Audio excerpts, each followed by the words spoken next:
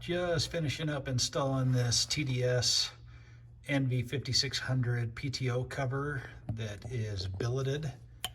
It's honed out on the inside and puts your fill port about an inch higher than the factory one. You see the other factory fill port here, and you see how much higher this one is. It's kind of hard to get in the same frame because this front drive line's in the way. You can see it right there, that this is considerably higher. This gives you an extra quart of fluid inside your 6-speed NV5600 transmission.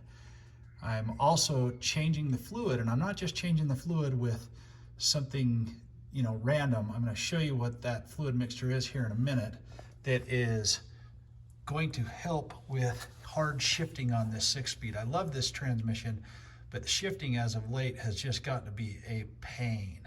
And so we pulled our old one off. Nothing too interesting about it. I should have filmed the removal. Just used a gasket scraper to get behind it with a hammer, tap it off once I've got the bolts out of it. Piece of cake. That came out easy. I'm going to tighten these bolts up, and then I'm going to show you the fluid mixture that I'm doing. All right, just finished up torquing all of those up. I'm going to show you the mixture we're putting in here. I got 3 quarts of MTL redline synthetic oil and 3 quarts of MT90, specifically these two. They're meant for manual transmissions, both of them, and high-speed transaxles as well as manual transmissions. And then I bought I already had one, but wanted to keep it clean, keep the fluid clean.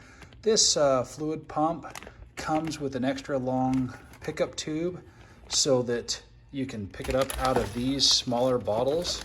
So it'll make it a lot easier to get into that TDS plate that we put in there.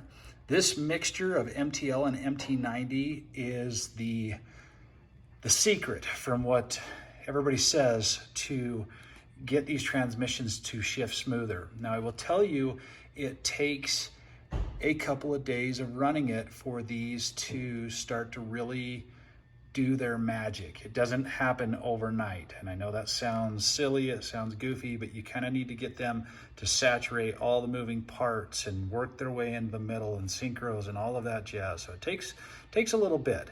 So I'm gonna go ahead and pump this in, and we'll wrap it all up here in a second. Got it all done. The TDS plate was awesome.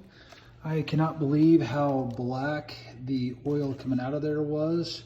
I mean, yeah, obviously it's used oil, but even the MT90 was this clear, that redline MT90 oil.